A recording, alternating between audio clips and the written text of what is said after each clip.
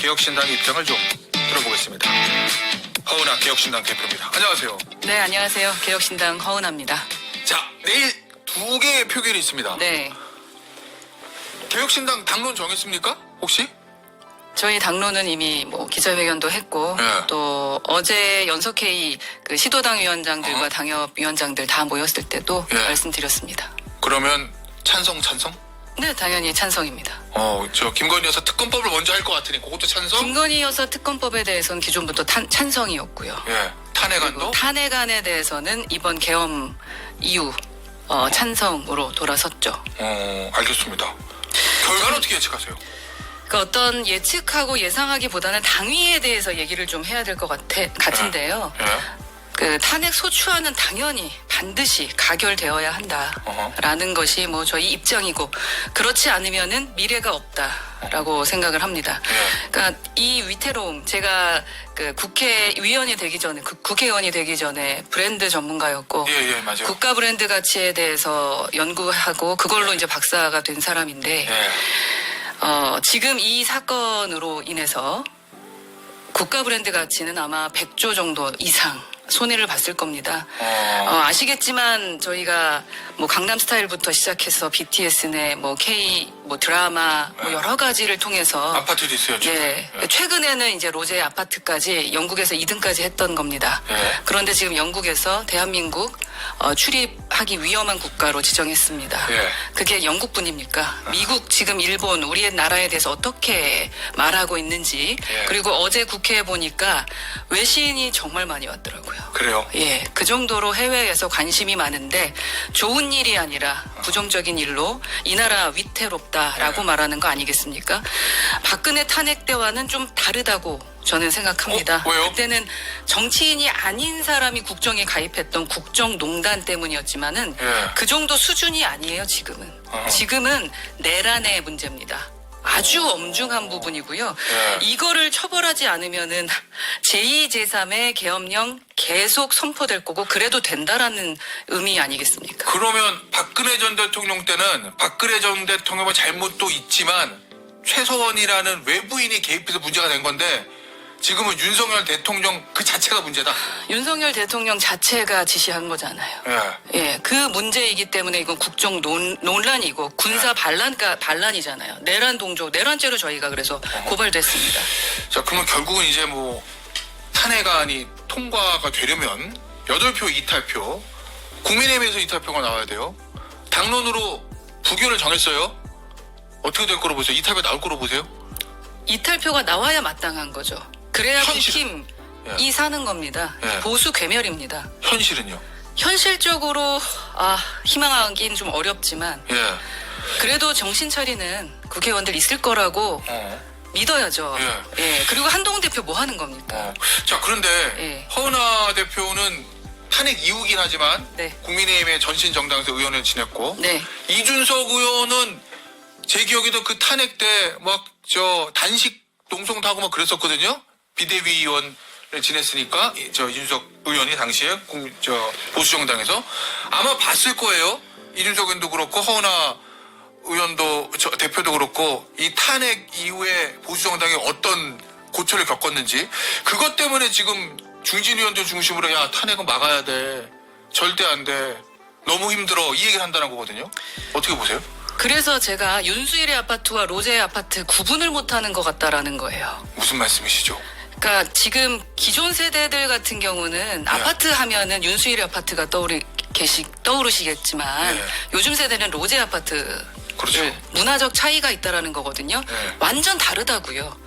박근혜 전 대통령의 탄핵 때와는 전혀 다른 상황이라는 것을 지금 믿고 싶지 않은 거예요. 국민의힘에는 두 가지의 트라우마가 있어요. 탄핵 트라우마 예. 그리고 유승민 트라우마가 있습니다. 예. 그러니까 탄핵 트라우마를 통해서 우리에게 얻어진 게 없다. 우리도 같이 탄핵을 했음에도 불구하고 우리 보수에게 얻어진 게 무엇이냐. 그렇게 하면서에 대한 트라우마가 있고요. 유승민 트라우마는 대통령 되고자 하는 사람들에게는 유승민처럼만 되지 않겠다. 아무도 우리를 밀어주지 않을 것이다. 배신자 프레임이 씌워질 것이다. 라는 트라우마 때문인 것 같은데요. 빨리 치료하시고요. 빨리 정신 차리셔야 된다. 그때랑은 다르다는 것을 인식하셔야 된다. 그래야 대한민국이 산다. 그때는- 저는 생각합니다. 그러면은 그 얘기는 그때보다 더 상황이 심각하기 때문에 아주 심각하죠. 트라우마가 뭐고 따질 때가 아니다 이런 말이죠. 그럼요. 국민들을 대상으로 지금 총을 겨눈 겁니다. 군합발로 지금 국회에 들어온 겁니다. 예. 국민들이 뽑아주신 선출된 국회의원들이에요. 그들이 일하지 못하게 만든 겁니다. 거기만 막으면 된다고 생각했던 거 아닙니까? 그때 당시에 지금 국회에 있었을 때 예. 너무 무서웠었어요, 정말.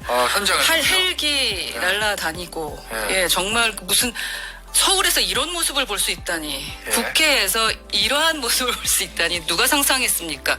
이런 일이 다시 일어난다면 지금은 실패했어요. 왜냐하면 기민하게 움직였던 국민들, 그리고 그 당시 그 자리에 있었던 국회의원들, 그리고 MZ세대의 계엄령에 뛰어들었던 분들 나중에 미안하다고 하면서까지 갔잖아요. 본인들이 지금 여기 왜 있는지도 헷갈리고 정말로 부끄러워하면서 가셨어요.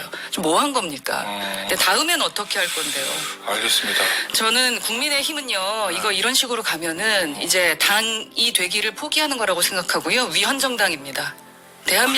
대한민국을 위해서 움직이셔야 되고요. 네. 또 한동훈 대표 뭐 위헌적인 계엄은 옹호하지 않겠지만 탄핵은 막겠다 뭐 이렇게 말씀하셨는데요. 탄핵은 통과 안 되게 노력하겠다. 네, 살인은 나쁘지만 처벌은 안 된다. 처벌되지 않도록 노력하겠다. 예. 그게 법조인이었던 검사 출신의 장관 출신이 하실 말씀입니까? 이제는 한 분 한 분 찾아다니시면서 국민의힘 의원들 설득하셔야 됩니다. 한 대표도 그렇게 해야 된다? 네. 알겠습니다. 한 대표가 어떤 고민이 있다고 보십니까? 지금 유승민 트라우마겠죠. 대통령은 되고 싶은데 예. 배신자 프레임에 걸리면 안 되는 거고 아하. 아마 오늘 나오는 그 지지율이 가장 뭐 그분의 마음을 흔들지 않을까 하는 생각이 드는데요. 오늘 대통령 지지율 발표되는 거요? 제가 그 계엄령하고 이제 현장에 처음에 못 들어가고 1시 50분, 40분 정도에 들어갔었는데요. 아, 그래요? 예. 그 전에 제가 그 한동훈 대표와 이재명 대표 두 분께 다 전화를 드렸습니다. 예. 그리고 추경호 원내대표와 박찬대 원내대표에게 다 전화했어요. 네 사람 다 당시에 국회에 들어가 있었죠. 제가 왜냐하면은 이 문제 심각하니까 우리 연속회의 빨리 만나자 예, 이것 예. 때문에. 근데 제가 못 들어가고 있고 나 들어가야겠다 이것 때문에 전화했는데 전화 받은 사람 이재명 대표 한 명입니다. 이재명 대표를 이기고 싶으면 예. 이재명 대표보다 잘해야 돼요. 예. 소통하려는 마음의 준비조차 되어 있지 않고요. 이 상황에서 어떻게 해결해야 될지 타당과 그리고 대한민국을 위해서 어떻게 해야 될지에 대한 고민이 없이 그냥 자기들끼리 모여서 예. 그냥 당리당략 따지고 아하. 어떻게 해야지 우리한테 좋은 입장이 되나를 생각하게 된다면 국민들이 절대 국민의힘에 좋은 표 주지 못한다. 이건 그냥 위헌정당이다. 알겠습니다. 원래는 개혁신당에서 주장했던 게 임기단축 개헌이었잖아요. 네, 맞습니다. 그런데 이제 비상계엄 사태 이후에 이제 탄핵이 추가된 거예요. 네. 그럼 임기단축 개헌 카드를 완전히 접는 겁니까? 아니면 탄핵은 탄핵대로 가고 그건 그것대로 가는 겁니까? 저희가 어제 사임 이후에 로드맵도 대안으로 제안을 그래요? 했었고 예, 들어보죠. 예, 보면은 처음에는 저희가 여야가 합의해서 국민이 신뢰할 수 있는 원로 책임 총리 임명하고 예. 중립 내각을 구성해서 혼란 수습하고 새로운 대통령 선출 준비에 착수해야 된다. 예. 그리고 동시에 개헌 논의를 시작해서 대통령 선거와 개헌 투표, 국민 투표 실시해야 된다라고 이제 대통령실에 드렸습니다. 예. 그리고 이제 요번에? 네. 예, 그리고 예. 국민대상 제가 대통령실 바로 11시에 가서 대통령실 앞에 가서 나오셔라. 그러면서 요구만 받아주십시오라고 했었거든요. 그리고 홍철호 정무수석하고도 통화했습니다. 5분 이상 통화했는데 예. 이제 결국에는 안 나오셨는데 예. 그래서 어제 저희 또 입장 표명했습니다. 첫째가 대통령 윤석열은 국민 앞에 사죄하고 스스로 거취 결정하셔라.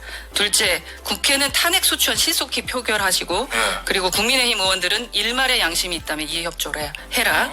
그리고 셋째, 뭐 위기 관리할 중립내각 구성하고 예. 차기 대통령 선거 절차 하셔라. 어허. 그리고 2016년의 실수 되풀이할 수 없으니 제왕적 대통령 중심제 혁파하고 개헌 절차 동시에 진행하셔라. 마지막으로 대통령 윤석열을 비롯해서 12.3 내란 행위에 가담한 범법자들을 전원 구속 수사해라라고 저희가 요구했습니다. 대통령도 구속 수사하라. 하셔야죠. 저희 고발 조치했고 예. 그거 진행되고 있습니다. 예.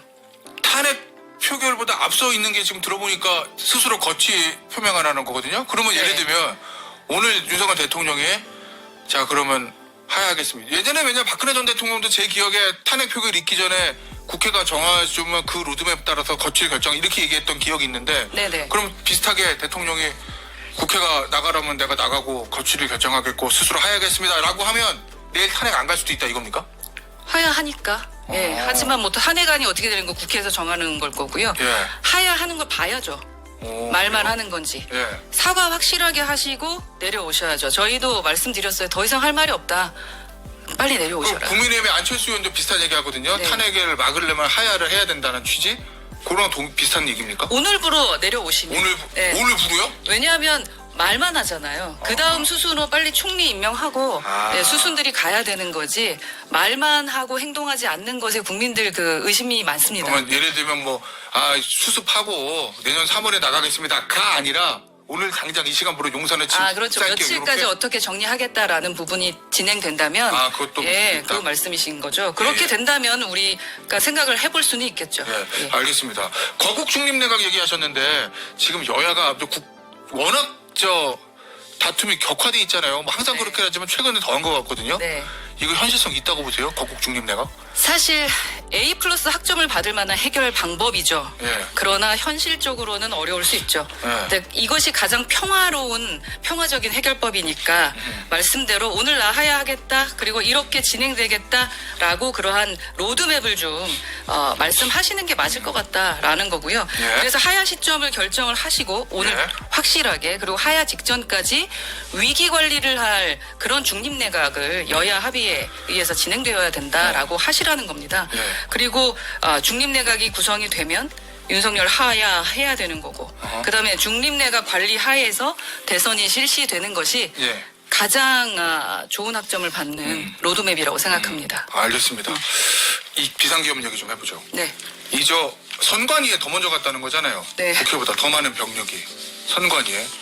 처음에 들었을 때 다들 왜 선관위지 하고 뜬금없다 이 생각도 좀 들었는데 김용현 전 장관이 저희 SBS와의 취재에서 밝혔어요. 부정선거 의혹 관련 수사의 필요성을 판단하기 위해서. 어떻게 들으셨어요 이거? 그러니까 좀 제정신이 아닌 것 같아요, 다들. 그래요? 예, 계엄을 선포하고 네. 그쪽으로 달려갔다라는 것은 네. 아직도 그 80년대 생각하면서 지금 본인이 풀고 싶은 뭐 숙제를 풀기 위해 갔다라는 건지 모르겠는데요. 왜 여기서 갑자기 부정선거 얘기가 나오는 겁니까? 아직도 지금이 2025년이라는 거를 모르고 계신 것 같아요. 예, 그래서 제발 제정신이신 분들이 예. 이 나라를 이끌어 가셔야 되지 않을까 하는 생각입니다. 의원님, 예? 대통령은 계엄 발표할 때 내용이 야당의 폭거, 국정 마비, 종북 세력 이런 얘기들 막 했어요. 어쨌든 그게 이제 본인의 이유라는 거죠. 야당의 경고를 주기 위함이다 이런 얘기도 했고 의원님이 봤을 땐 정말 비상계엄을 발동한 목적과 이유는 뭐라고 보세요? 왜냐면 앞서 김용태 의원도 그게 잘 이해가 안 간다. 혹시 다른 이유가 있나? 그러니까 국정조사를 해보자 이런 얘기도 했거든요. 대표님 어떻게 들으셨어요? 그러니까 진짜 원인은 따로 있다고 보십니까? 혹시? 정상적인 사람이라면 이해할 수 없을 것 같아요. 예. 지금 그 행동은. 어허. 내가 계엄령 하고 나서 화가 나서 그랬다. 그리고 또 야당만 얘기하는 게 아니던데요. 국회 자체가 완전 반공 세력이라고 생각을 하고 계신 것 같잖아요. 한동훈 대표도 체포하려고 했다니까요. 네. 그리고 또 전공의를 비롯해서 파업 중이거나 의료 현장을 이탈한 모든 의료인은 48시간 내에 본업에 복귀하고 충실히 근무하고 위반 시는 계엄법에 의해 처단한다. 이런 얘기가 있었기 때문에 국회뿐 아니라 지금 전공의도 기본적으로 타겟으로 생각을 한 것 같거든요. 예. 여기 안에 이제 반국가 세력, 체제 전복 세력을 제외한 선량한 일반 국민들은 일상생활에 불편하지 않도록 하겠다라는 거 여섯 번에 살짝 넣으셨는데 정상적인 사람이라면 이렇게 하지 않았을 것 같아서요. 왜 그랬을까라는 고민을 저도 한 24시간 해봤는데 그 고민 자체가 의미가 없다라는 생각이 듭니다. 그래요? 예. 알겠습니다. 내란죄 고발하셨잖아요. 이상민 행안부 장관이 어제 국회 나와서 대통령 통치행위니까 내란죄라는 표현은 좀 해주지 말아주십시오라는 취지의 얘기를 하던데 어떻게 들으셨어요? 이것도 좀 정신 나간 발언이라고 그래요? 좀 생각을 하는 게 예. 살인미수 범죄자가 내가 제대로 찔렀으면 죽였을 텐데 제대로 찔리지 않았다. 뭐 이런 똑같은 말 아닐까. 그래요? 지금 저는 국민을 상대로 협박하는 거라고 좀 생각을 하거든요. 국회 예. 제대로 봉쇄했으면 계엄 해제 의결 가능했겠나. 예. 이런 말을 지금 행안부 장관이 그 법조인이었던 분이 하실 수 있다라는 말씀입니까? 예. 그럼 제대로 했었어야 됐다라는 말씀을 하시는 건지. 예. 이거는 이제 해석을 안 하는 게 좋을 것 같아요. 국민 건강을 위해서. 알겠습니다. 마지막으로 저 하나만 더 짚어보죠. 네. 말. 대통령이 당정대 회동에서 이렇게 얘기했다고 해요. 야당의 폭거 알리려 계엄하는 것이고 난 잘못 없다. 뭐 이렇게 얘기했다는데.